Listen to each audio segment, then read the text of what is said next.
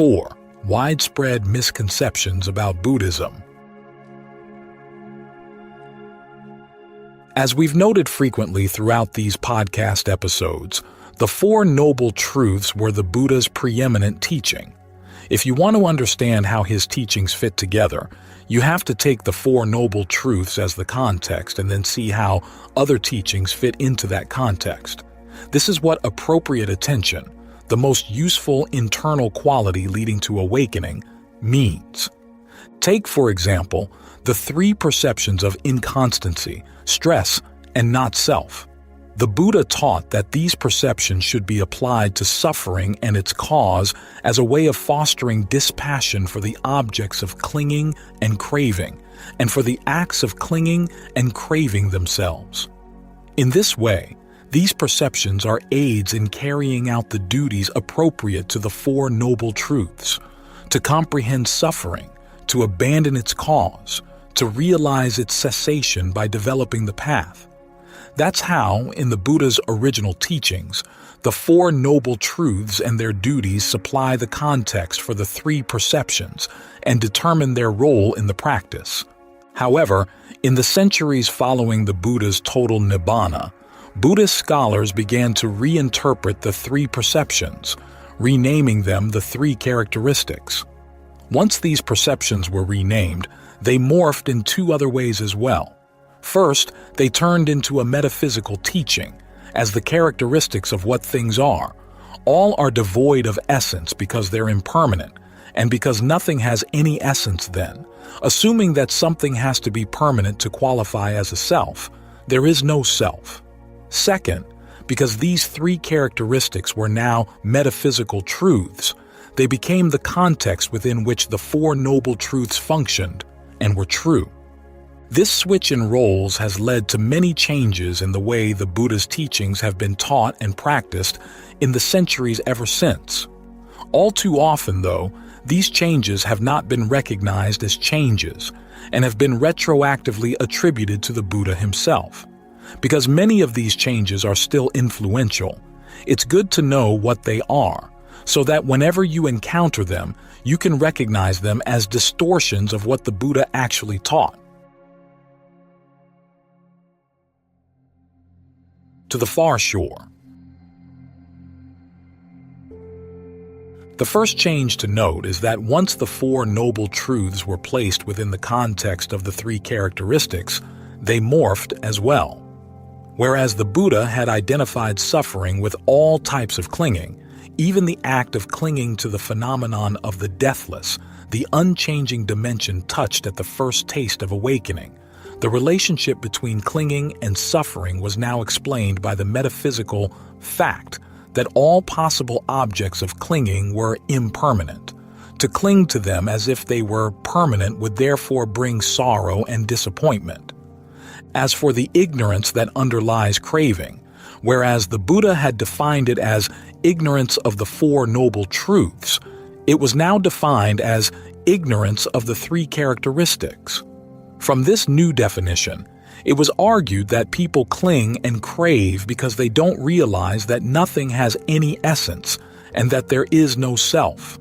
If they were to realize the truth of these teachings through direct experience, this became the purpose of mindfulness practice. They wouldn't cling anymore, and so they wouldn't suffer.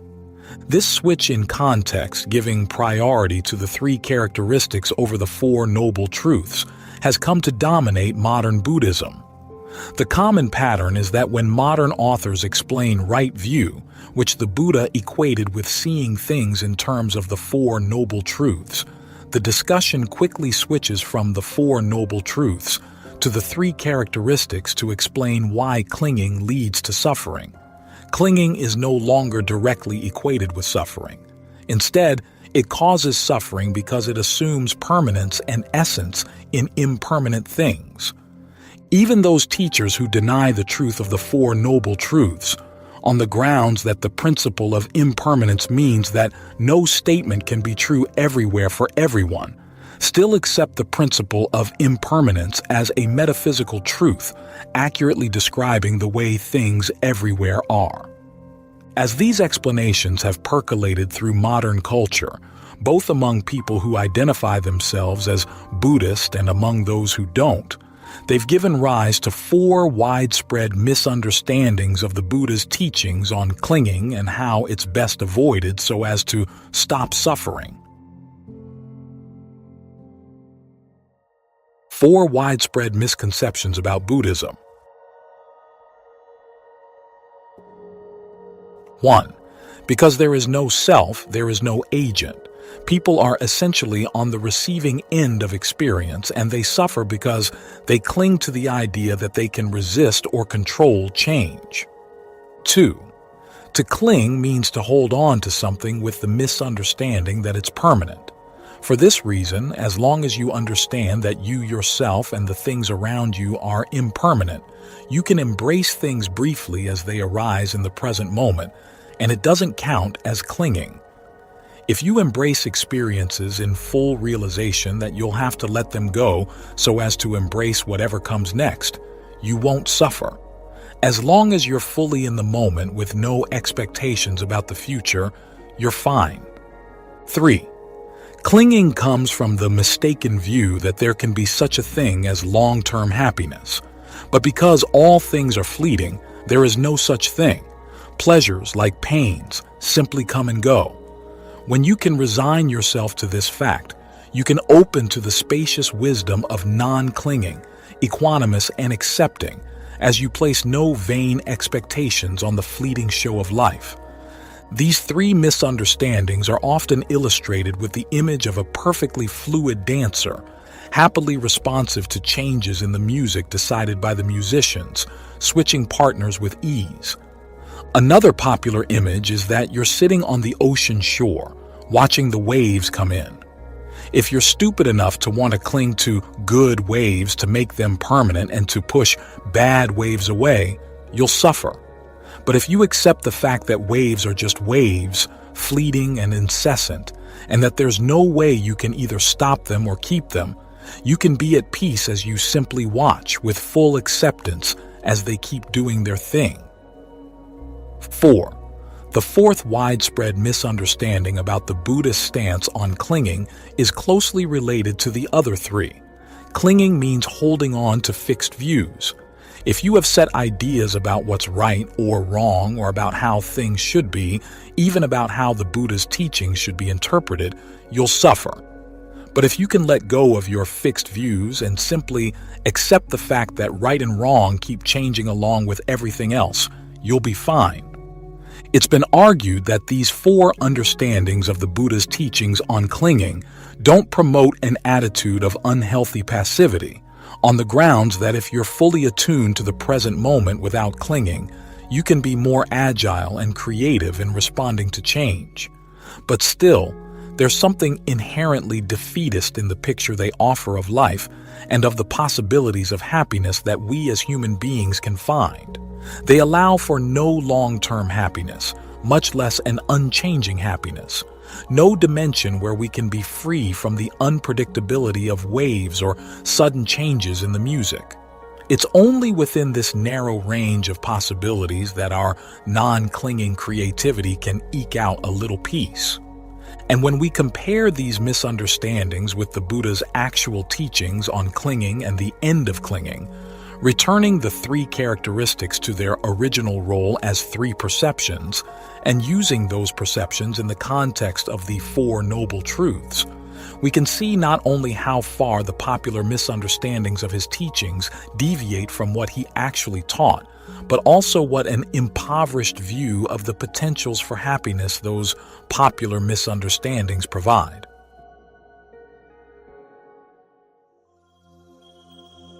Only the Buddha could see this.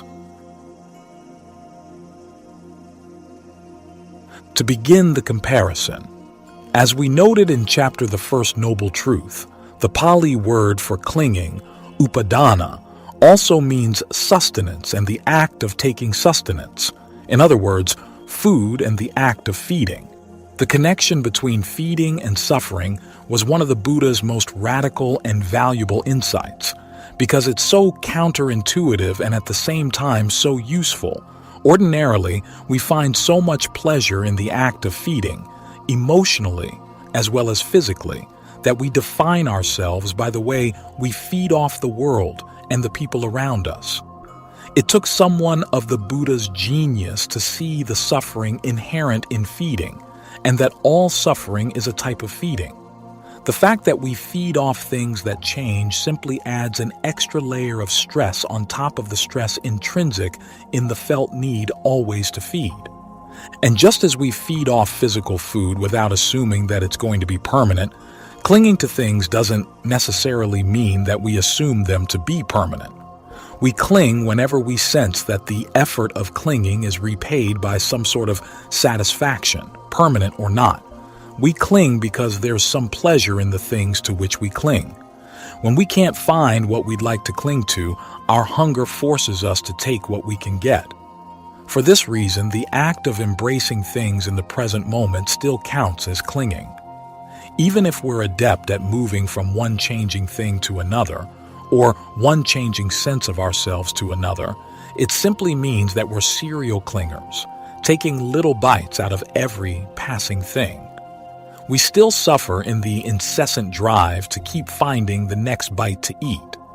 This is why being constantly mindful of the truth of impermanence isn't enough to solve the problem of suffering. To really solve it, we need to change our feeding habits radically so that we can strengthen the mind to the point where it no longer needs to feed. This requires the two-pronged strategy mentioned in chapter The Second Noble Truth. A. Seeing the drawbacks of our ordinary ways of feeding, and B. Providing the mind with better food in the meantime until it has outgrown the need to feed on anything at all. The first prong of the strategy is where the three perceptions come in as part of the Buddha's 5-step program for inducing dispassion for the first and second noble truths, which we discussed. First, you apply these three perceptions to things to which you might cling or crave, to see that the benefits of holding on to those things are far outweighed by the drawbacks. You focus on the extent to which the happiness they provide is inconstant, and that because it's inconstant, the effort to rest in it involves stress. When you see that the happiness isn't worth the effort of the clinging, you realize that it's not worthy to claim as you or yours. It's not self. In other words, not worth claiming as self. In this way, the perception of not self isn't a metaphysical assertion, saying that there is no permanent self. It's a value judgment saying that the effort to define yourself, either as permanent or not, around the act of feeding on those things simply isn't worth it. This analysis works, however, only if you have something better to feed on in the interim. Otherwise, you'll just go back to your old feeding habits. Nobody ever stopped eating simply through the realization that foods and stomachs are impermanent. This is where the second prong of the Buddha's strategy comes in. You develop the path as your interim nourishment, focusing in particular on the pleasure and rapture of right concentration as your alternative source of food. When the path is fully developed, it opens to another dimension entirely, the deathless, a happiness beyond the reach of time, space, and all phenomena of the six senses. But because the mind is such a habitual feeder, on its first encounter with the deathless, it tries to feed on it, which turns the experience into a phenomenon, an object of the mind. Of course, that act of feeding stands in the way of full awakening. As we noted in previous podcast episode, this is where the perception of not self gets put to use once more to counteract this last form of clinging to the deathless. Even though the deathless in itself is neither stressful nor inconstant, any act of clinging to it has to involve stress. So the perception of not self has to be applied here as well to peel away this last obstacle to full awakening beyond all phenomena. When this perception has done its work, it, too, gets put aside, just as everything else is let go, and the mind, free from hunger, gains full release. The canon gives an image for this release that we've cited frequently throughout: a person standing on firm ground after taking the raft of the Noble Eightfold Path over a river in flood. Safe from the waves and currents of the river, the person is totally free, even freer than the image can convey. There's nothing intrinsically hunger-free about standing on a riverbank after crossing a river in flood. It's more a symbol of relief. But everyone who has experienced what the image is pointing to guarantees that, to the extent that you can call it a place, it's a place of no hunger and so no need for desire. If we compare this image with that of the person on the shore of the ocean watching the waves, we can get a sense of how limited the happiness that's offered by understanding the Four Noble Truths in the context of the three characteristics is, as opposed to the happiness offered by understanding the three perceptions in the context of the Four Noble Truths. To begin with, the Buddha's image of crossing the river doesn't put quotation marks around concepts of good and bad waves in the water. The flood is genuinely bad, and the ultimate goodness in life is when you can totally get beyond it. Second, unlike the image of sitting on the shore, watching an ocean beyond your control, the Buddha's image conveys the point that there's something you can do to get to safety. You have within you the power to follow the duties of the Four Noble Truths and, in particular, to develop the path that will take you to the other side. Discernment begins with the question, what, when I do it, will lead to long-term welfare and happiness? The discernment here lies in seeing that there is such a thing as long-term happiness, that it's preferable to short-term, and that it depends not on conditions beyond your control, but on actions you can train yourself to do. This discernment is a far cry from the wisdom that ends in resigned equanimity and reduced expectations. It honors your desire for long-term happiness and shows how it can actually be found. Third, to sit watching the ocean waves come ashore is peaceful and desirable only as long as you're wealthy enough to be at a resort, with someone to bring you food, drink, and shelter on a regular basis. Otherwise, you need to keep searching for these things on your own. And even at the resort, you're not safe from being swept away by tsunamis or storms. The image of crossing the river to safety on the far shore also offers an enlightening perspective on the view that all fixed views should be abandoned. In the canon's own interpretation of the image, the river stands for the fourfold flood of sensuality, becoming, views, and ignorance, while the raft of the Noble Eightfold Path includes right view. Although it's true that the raft is abandoned on reaching the far shore, you still have to hold on to it while you're crossing the river. Otherwise, you'll be swept downstream. What's rarely noticed is the paradox contained in the image. Right view, seeing things in terms of the Four Noble Truths, is part of the raft needed to cross over the flood of views. As the Buddha saw, it's the only view that can perform this function, taking you safely all the way across the river and delivering you to safety. It can take you across because it's always true and always relevant. Cultural changes may affect what we choose to feed on, but the fact of feeding is a constant, as is the connection between suffering and the need to feed. In that sense, right view counts as fixed. It can never be replaced by a more effective understanding of suffering. At the same time, it's always relevant, in that the framework of the Four Noble Truths can be brought to bear on every choice you make at every stage of the practice. Here, it differs from the three perceptions, for while the Buddha noted that they're always true, they're not always relevant. If, for instance, you perceive the results of all actions, skillful or not, as impermanent, stressful, and not self, it can dissuade you from making the effort to be skillful in what you do, say, or think. This is why it's always important to remember that. In addition to being always true and relevant, right view is responsible, It gives reliable guidance on what should and shouldn't be taken as food for the mind.